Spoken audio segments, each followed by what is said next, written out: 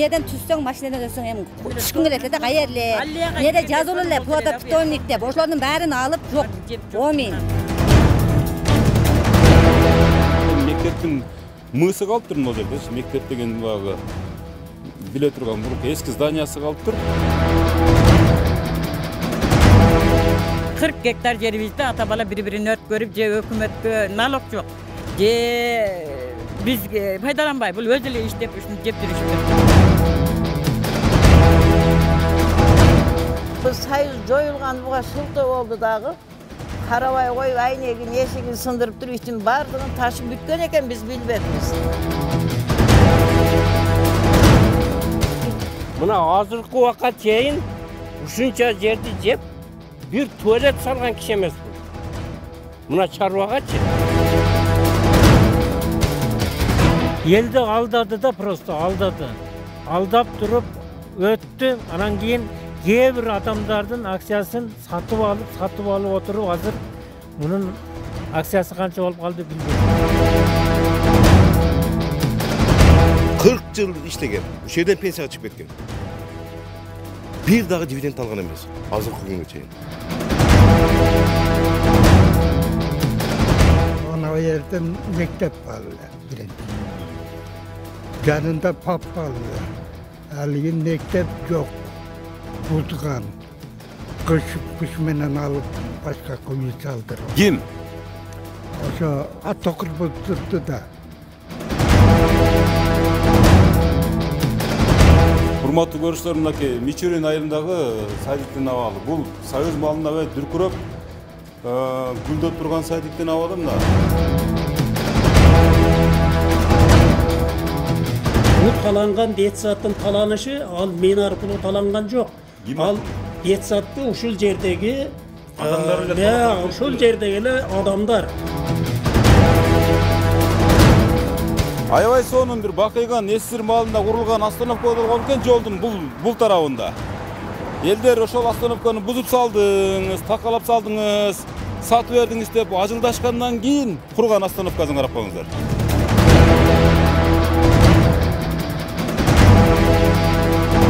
Öyle жер налогу төлөнөт, аренда төлөнөт, соцфонд төлөнөт, суу налогу бар. Ушул акционердик коомдун атынан. Акционердик коомдун атынан.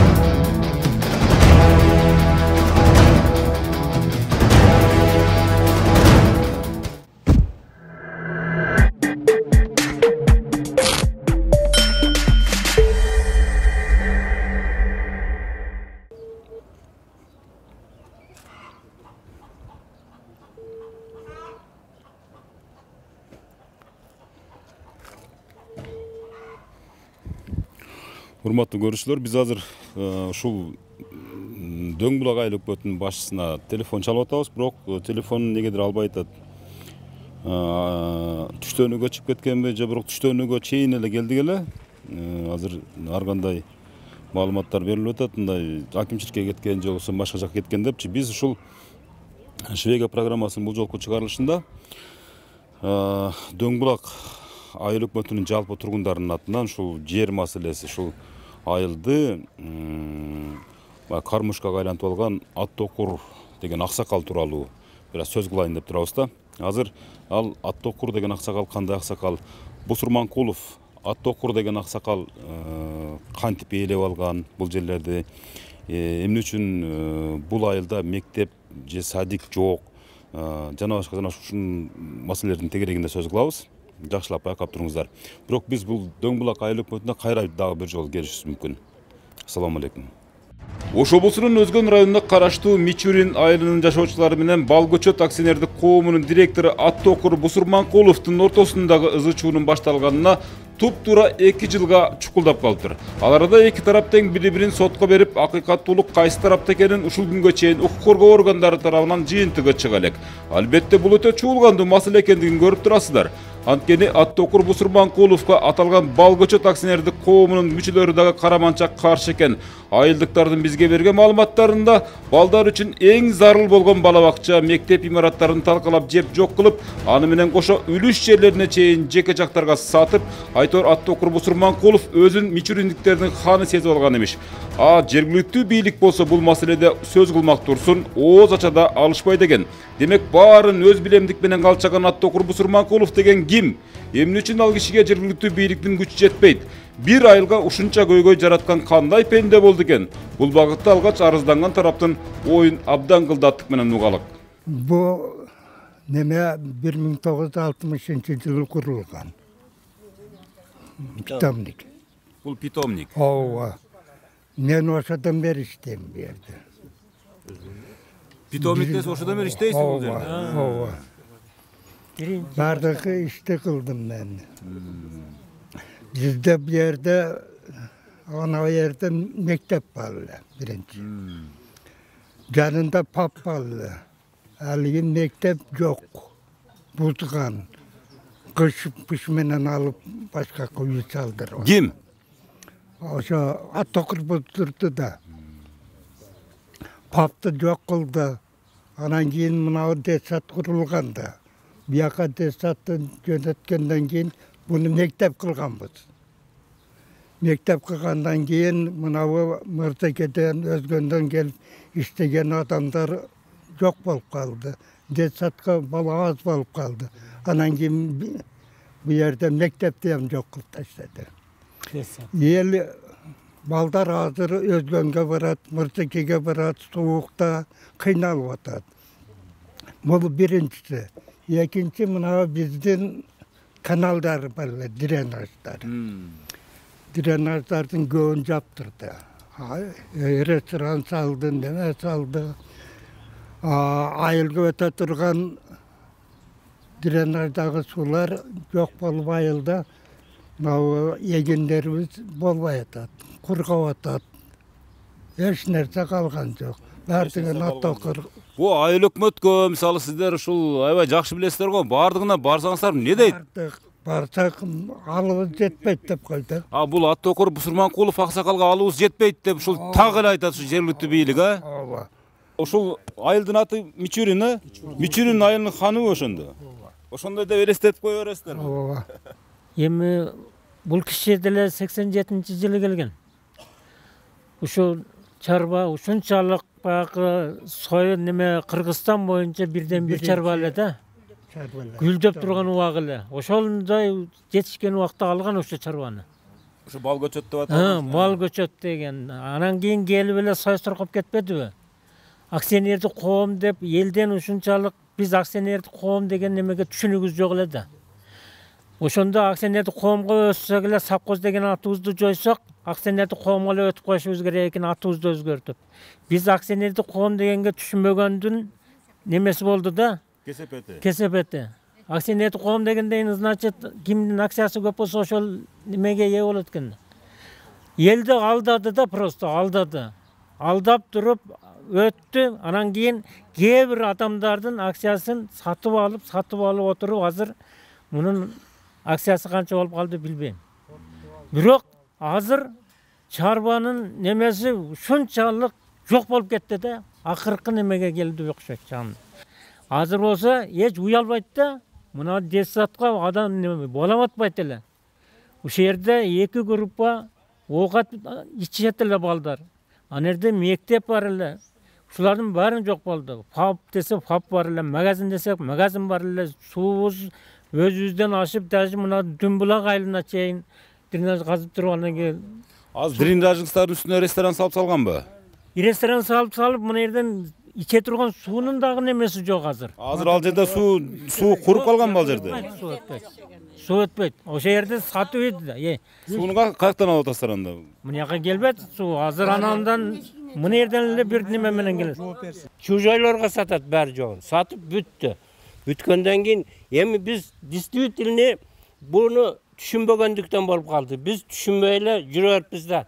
Кийин анан кийин ол жаңакты чагып баарын бүттүбү? Бүткөндөн кийин мына азыркы убакка чейин ушунча жерди жеп bir tuvalet salgan kişi emes bul. Buna çarvagaçı. Tuvalet salgan kişi emes. Men kalpaysam el aytsın şunu. Bir tuvalet salып koygan жок ekan. Мындайда азыр мисалы ошол бал көчөт деген акциялерде коомго мүчө канчадан бар? 350 ушундай акционер коомдун мүчөсү бар. Bu yerде көбүнүкү бар. Бул алиги элден сурабай эле акционердик коомдун немелерин, акцияларын өзүнө өткөрүп алган. Элден сурабай эле. Өздөрү кол коюп, өздөрү. Документтери баары бар бизде. Булардын. Тергөө өткөрүп онун баарын. Тергөө эми кандай карап берет эми билбейбиз.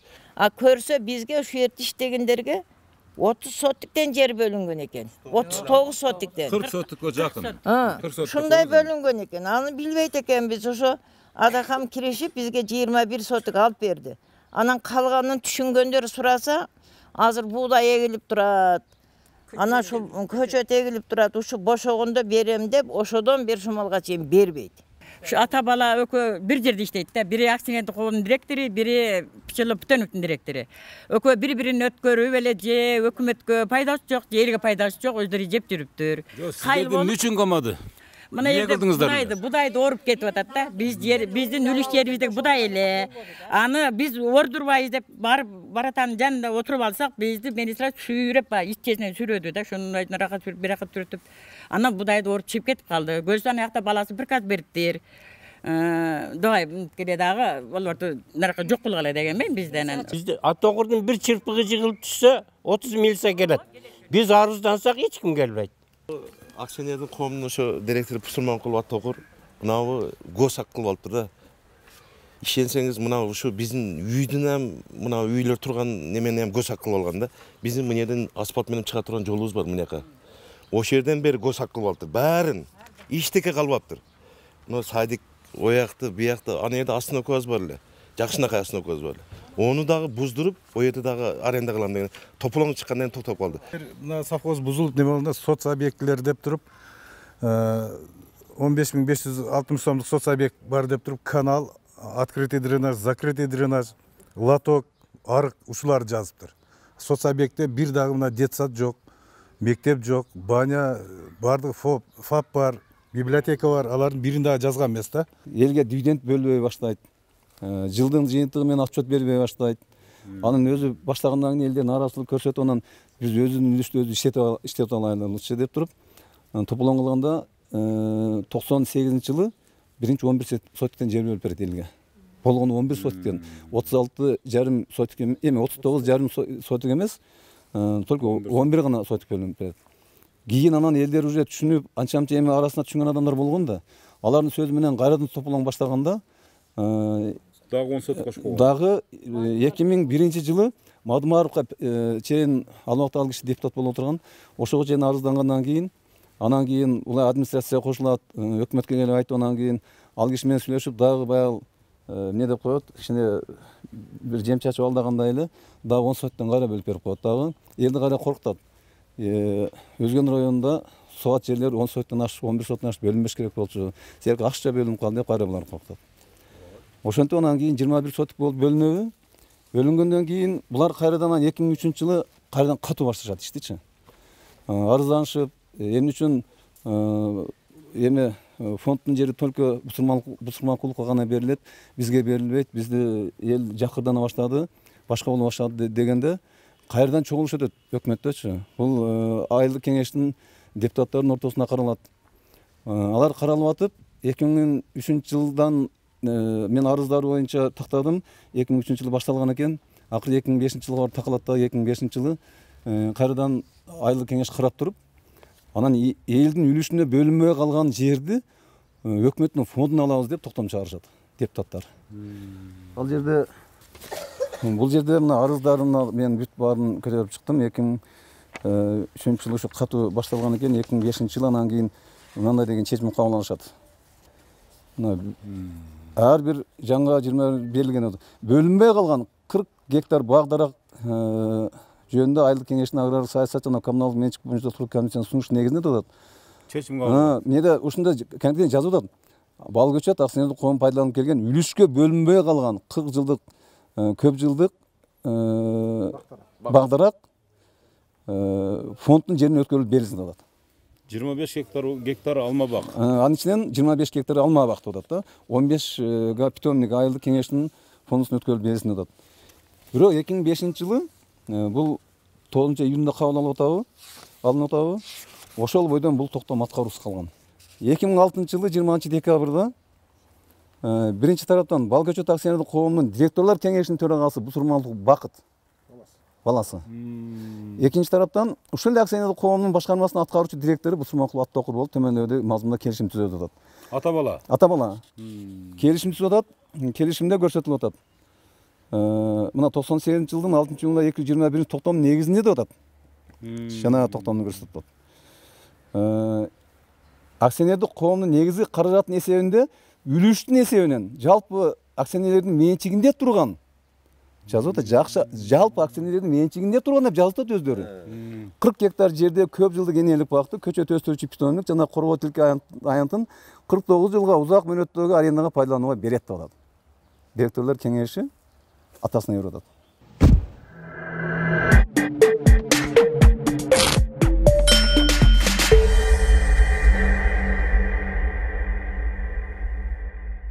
Мынакей урматтуу көрүүчүлөр, айылдыктардын айласын кетирип жаткан Аттокур Бусурманкулов деген ушундай киши экен. Айтымдарында ал киши өтө айлакер келип, 87-жылдардан бери карай Бал көчөт акционердик коомунун кайра куруучусу эмес, бузуучусу, талкалоочусу экен. Маселе чиелүү болгондуктан сиздерге бул окуяларды эки тараптын тирешүүсүн көбүрөөк комментарийсиз чагылдырып жатабыз. Демек, араздашуулардын андан кийинки жүрүшүнө абдан дыкат көңүл буруңуздар. Баарын ачык айкын көрсөтүп беребиз. Урматтуу көрүүчүлөр, мынакей Мичурин айылындагы садиктин абалы. Бул Союз малында аябай дүркүрөп, гүлдөп турган садиктин абалы мына. Сарайга айланып кеткен. Буну дагы ушул Бусурманкуловдордун династиясы кылган деген фактыларды элдер өздөрү келтирип атышат. Мынакей жүрүңүздөр. Жаш балдар ойнойт эле. Бул жакта мынандай караңыздар. Таптакыр. Мен буну билбейм, кандай кишинин жүрөгү барат дейм да ушундай абалга кеп дегенге. Мына чоң акалдар ойнойт бул жерде. Жаман келе. Бул жакта ванна болчу. Бул жакта ванна, жаш балдардын ваннасы. Ооба, бул жерде ысык суунун ванна, детский туалеттер баары бар эле. 96-жылы чыккан экен, урматтуу көрүүчүлөр. 96-жылы чыккан экен ушул мектеп, жанындагы мектеп менен ушул бала бакча өкмөттүн балансына, мамлекеттин балансына жеке менчигин түрүнө карап өткөрүлүп берилсин деген экен. Андан бери эстеп коңуз 26 жылдан бери. Андан бери 26 жашка чыгып атат да балдарчы. Мал канат, сарай канат, ат багат экен бул жерге, кой багат экен мынакей. Урматтуу көрүүчүлөр, ушу кантип болсун эми бир кездеги мондай жашнакай жаш периштелердин бала бакчасы, жаш ымыркайлардын бала бакчасы мынтип атканага, сарайканага, малканага айланып кетти. Мектептин эски зданиясы мына болбу азыр? Эски каналар. Ал жакка чейин. Ошо жерге чейин, башталгыч класстар үчүн 4 жылдык мектеп болгон. Бул жерде да бузуп салган. Мектептин местасы ушул. Бул мектептин стадиону болгон. Азыр жеке менчикке өтүп кеткен. Бул үйлөр салынып кеткен, бул жерде сатылып кеткен, мындай айтканда. Бул үйдү сиз сатып алгансыз? Мен чечпейм. Сатып алгансызбы үйдү? Бул балама салган. Мына жерде Менин ветеранда иштеп ошого мага берген. Урматтуу көрүүчүлөр, мына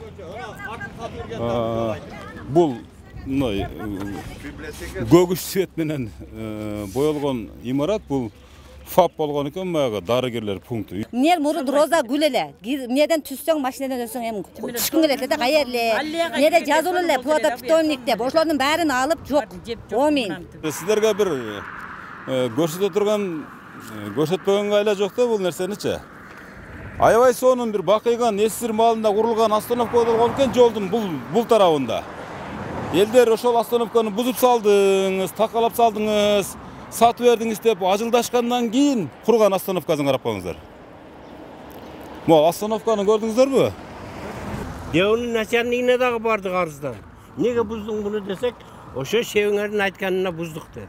Эми буну Аттокур Бусурманкулов салдыбы же болбосо ушул айылдын айыл өкмөтү салдыбы? Жок, Деву салды. Буну Деву салдыбы? Девуга биз арызданып баргандай. Бирок эски остановканы ошол Бусурманкулов бузуп кеткен. Ошо Девуга айтып буздуруп алып кеткен ошо. Бусурманкулов буздурган onu. Жерин арендага берем деп буздурган. Урматтуу көрүүчүлөр, мына менин түшүнүгүмдө бул жер өзү ушул Мичурин айылында жашаган туруктуу эл үчүн бериле турган үлүш жер болгон экен да. Ооба. 40 гектар жалпы аянты деп атат. Бирок бул менин Балгочот акционердик коомума тийиштүү деп, бирок андагы үлүшкө ээ болгон адамдарга да бербейт экен. Бул жактагыларга да бербейт экен. Субаренда кылат. Ал эми бул жерди чечип берүү үчүн ушул жергиликтүү тургундар айлык бөткө барса, мен ал аксакалга алым жетпейт дейт экен. Мына сөздүн ачыгы мына. Айлык бөт башчы ушул акими төш болуп, башкасы бүт бар баш болуп, бул аксакалга Аттокур Бусурманкулов деген аксакалга тил өтпөйт экен. Мынакей бул менин сөзүм эмес, бул жергиликтүү тургундардын сөзү. Туптуура. Туурабы? Туура.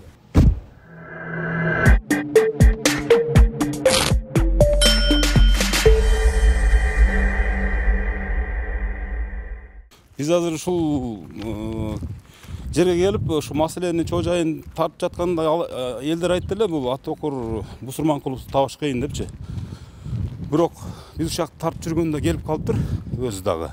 Экинчи тараптын оюну калы. Кандай болгон күндө дагычы. Ассаламу алейкум. Кандай, жакшысызбы? Тесолтарыңыз жакшыбы? Өзүм бар. Жакшы, Кудайга шүгүр. Ассаламу алейкум, жакшысызбы? Элдер айтып атат аксакал. Мына ушул Аттокур Бусурманкулов деген аксакал бар, бул аксакалга эч кимдин күчү жетпейт дейт. Эч кимдин күчү жетпейт дейт. Биз айта берип чарчадык дейт. Айлык бөттүн да күчү жетпейт дейт, акимдин да күчү жетпейт дейт, жогору жактагылардын да күчү жетпейт дейт. Бул сиз ушунчалык күчү жетпегидей эмне кылдыңыз бул айылга? Мен эч нерсе жасаганым жок. Буларга элеп алган жерлериңиз боюнча кандай? Элеп алган жер жок, элеп алган жер бардыгы мыйзам чегиндеги бүткөн жерлер. Бардыгынын документтери бар, так жана документтери бар, так бардыгы мыйзам чегинде. Балгочот деген акционердик коом төрагасысыз да? Ооба, төрагасымын. Аткаруу директорумун. Ал эми директор кеңешинин төрагасы балаңыз? Ооба, балам. Балаңыз. Канча мүчөңүз бар? Азыр 114 мүчө бар. Бул жер Балгочот деген акционердик коом кезинде 96-жылдары мисалы кезинде сайыл ыдырагандан кийин деле кайра түзүлүп, кайра курулуп, кайра өнүккөндө деле аябай дүркүрөп өсүп турган коом болгон, ишкана болгон, мекеме болгон дейт. Азыр таланып тонолуп, бешинсиз калбады, ушу садикти көрдүк да бирок, чын аксакал. Бала бакчаны мисалы бул айылда бала бакчада жок экен, мектепте жок экен, бул жок дегенде элге бир иштеп койбойсуздарбы дейм да. Жок, эми кулак сал балам. Болду. Мына ошол сөздү раз айтып койдум. Авал эми мурун сал жакшыраак болчу ооба. Мурун ооба, жакшыраак болчу мурун. Бул эми бая заманына жараша, ошого жараша иш болду. Айрыкча 4-5 жылдан бери иш начар. Эмне үчүн? 4-5 жылдан бери. Начарлыгы эми азыркы шартка жараша болуп атат. Биринчиден, экинчиден 2 жылдан бери иштетишпейт. Азыр мына 14-чү жолу жазып атышы. Бала бакча 99-жылга чейин сезондук детсад болуп иштеген бала бакча. 99-жылга чейин. Анан кийин бул чарба жоюлуп, акционердик коом болгондон кийин штаттардын бардыгы кыскарып, анан кийин ал жерге алып бара турган бала эч нерсе калбагандан кийин детсад жабылды. Мектепти 99-жылдан баштап 17-жылга чейин мектеп иштеди. Мектеп иштеп 17-жылы балдардын саны жетпегендиктен bu yerdeki oku tarbiya işlerinin жақшы болбой қалғандығына, себебі жақшы оқытпағанdan балдарды мурзекемен өзгөнгө бере баштаганда балдардын саны жетпей қалды. Министерстводан келип текшерип туруп 17-жылы жаап койгон, ошо боюнча турат. Бул таланган детсаттын таланышы ал мен аркылуу таланган жок. Ал детсатты ушул жердеги ушул жердеги адамдар, булардын жөн эле жаманатты кылып туруп бирөөлүк көө жаап, ошонун аркасына сүйлөп атышат. Агай, садикти мейли эл тоноптур, сиз эмес эл тоноптур. Ошол мичириндиктер тоноптур, баарынын ичиндеги бүт вештилерин чыгарып кетиптир. Карликовый мектебиңизди дагы ошол ушул жердиктер ошол жерге балдарын бербей, анан министерстводон келип жаап коюптур, жаап койду. Жалпы ушул жерде канча гектар жериңиз бар сиздин өзүңүздүн? Кимин? Биздин 40 гектар көп жылдык бак бар. Ошол жерде туруктуу жашагандардын үлүштөрү бар экен да. Туруктуу жашагандардын документтери да бар, бүт документтери. Үлүштөрүнүн бардыгын алышкан. Аренда акысын 40 миңден алат кез. Ал бекер сөз. Бул дагы бекер сөз. Аренда акы деген нерсе, бус план бар. 1 гектар жерге 4 тоннадан аке берет, 400 бо пая берет. Плановый бул. Эч кандай эме жок. Булар азыркы бак эсептеп туруп эле 40 миңден алат. Alınған пайда дивиденд қатары алынады. Әр жылы жылдың жиынтығы бойынша шоғылышады. Ошоның 25% дивиденд қатары бөлінеді. Bizde bir жылы да убытка olan жоқ. Бірақ ақырғы 5-6 жылда действительно мұнда көрсөтүштөр начар болып қалды. Себеби дегенде мурун деле bizde талашылыктан анчалык көрсөтүш болгон эмес. Көрсөтүштүн бардыгы арычылыктан болгон. Айыл өкмөткө налог төлөйсүзбү, төлөбөйсүзбү? Эмне үчүн төлөбөйт? Айылга жер налогу төлөнөт, аренда төлөнөт, соцфонд төлөнөт. Суу налогу бар. Ушул акционердик коомдун атынан. Акционердик коомдун атынан мына өздөрүнө чогулушка келип айтса дагы силер айта бересиңер деп кыйкырып атпайбы? Бир жылдык кирешеңиздер канча? Бир жылдык киреше 2 миллион тегерегине барат. Мунагу ресторан менен жанындагы партнер нефттин ол жактагы чөлкөм аймак. Бул фонддун жерлери экен. Бул жалпы адамдар пайдалануучу жерлер экен да. Ушул жерди сиз сатып берген деп атат. Бул жер айыл чарбасына иштетилбеген жараксыз жер. Жараксыз жер. Жараксыз жер. 2,3 гектар жараксыз жер болгон бизде. Бардыгы болуп. Ошонун ичинен 58 сотикти мен сатып алганмын. 14-жылы. Сатып алып, ошону акырындык менен түзөп, тегиздеп отуруп, бир жагына заправка салды. А бир жагына 40 сотигин бердим мен, жер бердим мен, ресторан салдым, мен салганым жок. Жерди бердим. А жерди ресторан салды. Да, эки адам түшө турган бания бар эле. Эки адам түшө турган. Эки адам. Ал саларка менен иштейт эле. Саларка эч о бания эмес, тракторга таппай калганда ол эме жок болгон, өзүнүн өзү бания жок болду. Бир сотиктин тегерегинде болсо керек эле, көп болсо. Жалпы аянты бир сотиктин тегерегинде. Ооба, эми азыр мына ошого жаманаттык кылып атат. Азыр мына бул жерге булар ызылдабаганда 2 этаж бания түшмөк. Бирден адам сизге ушулар ызылдап эле иш кылдырбай атат да, кыскасы сизге вообще таптакыр эле. Чынын айтсам, куду ушундай. Чынында ушундай мына. 40 гектар жерге бир сондай налогтор айткан. Ким айтты? Эркиндин тили 5 болсо айтат. Эркин о мамлекеттин адамы ол. 40 гектар жерди акционердик коомдун или сиздин өзүңүздүн 49 жылга арендага алгандыгыңыз эмне негизинде, кайсы документ негизинде алдыңыз? 49 жылдык аренданы жалпы чогулуштун совет директорунун токтому менен алдым. Ал өзүбүздүн менчиктеги турган жерди өзүбүз алып атам мен. Мен өзүмө алганым жок ал. Жалпы акционердик коом пайдалансын деп алып атам. Ошо өзүңүздүн менчиги акционердик коомдун менчигине өткөрүп берилгендиги тууралуу кандай тастыктоочу документиңиз бар? Мен эмне кыласың мага? Мен бу жерде сот эмес. Мен сага дагы түшүндүрүп айтайын. Дайыма берген суроолорго ушундай жооп берден качат дагы. Только элди заблуждениеге алып келип, ушундай жыйынтыгында ушундай түшүнбөчүлүктөр болду дагы. Элдин 43 гектар жери азыр ушул кишинин пайдалануусунда турат. Эч жерге эч нерсе төлөнгөндүгү жөнүндө бир да документти көргөн жокпуз. Өкмөт башы өзү айтты, бир да арендада төлөбөйт, соцфондда төлөнбөйт депчи.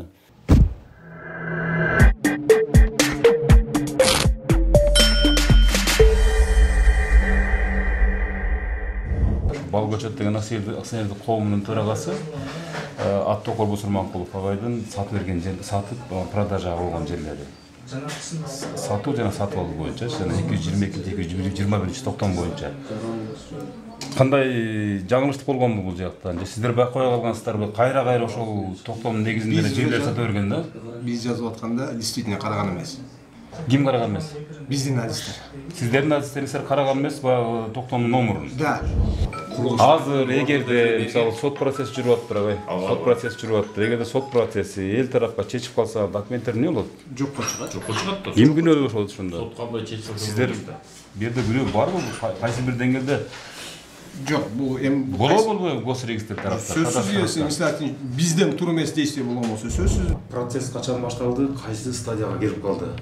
Ушул маселенин айланасында. Азыркы күндө кылмыш тергелип атат. Кылмыш кимге козголуп атат? Азыр по факту козголгон, жанагы жерлери боюнча. Ошо Аттокор Бусурманкуловго. Акционерлик общество карата эми азыр ошол жерде азыр тергелип атат. Жатык эле сөз менен сүйлөшөлүчү. Мисалы акционердик коомдун мүчөлөрү мына ушул азыркы Мичурин айыл өкмөтүнүн эме айылындагы тургундар бар дейм, ар кандай жерден да. Акционердик коом мейли 49 жылга ошол канча гектар дедиңиз айылдын ичиндеги? 40 гектар. 40 гектар жерди алып алган ал, туурабы? 49 жылга. Бирок ал элдин үлүшү да. Эми ошонун элдин үлүшү катары, мисалы үчүн Элдин үлүшү катары болгондо эли бекер иштеш керек беле айры? Элдин үлүшү катары бүгүнкү күндө onu каттоодо жок да.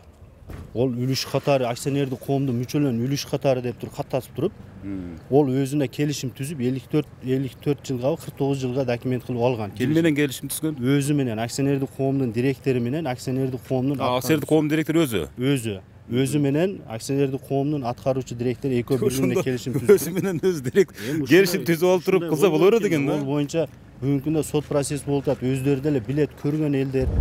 Могул баягы Аттокур Бусурманкулов деген аксакал жакшы тааныйсыз да. Аксакал менен баягы эл эме болуп калды. Ошол маселе боюнча эмне кандай пикир бар сизде? 1 мүнөт же 30 секунд айтып коюңчу, эмне кылып атасыздар азыр? Тергөө иштери башталыптыр турабы? Ооба, баягы Госаксын азыр бул Госакал болгон да, жерге киргенчи. Ошо Госаксын азыр эме болуп атабыз, ошол боюнча иш алып баратабыз. Госактысындагы документтер мыйзамсыз дегенине сиз ынанасызбы, ынанбайсызбы? Бана сот эме алат да, биз сотко бердик, битти. Жок, сиздин жеке көз карашыңызды сурагым келип атат. Ооба, ол эме боюнча ата бала бири-бирине келишим түзүп Госактал болгон да. Ошол туура эмес да, туурабы? Ошол азыр сот эме берсе, анан кийин биз өкмөттө туруп алабыз, кыркүйдө анан элге беребиз. Ошо үлүштөр боюнча сизге салык төлөйбү, төлөбөйбү?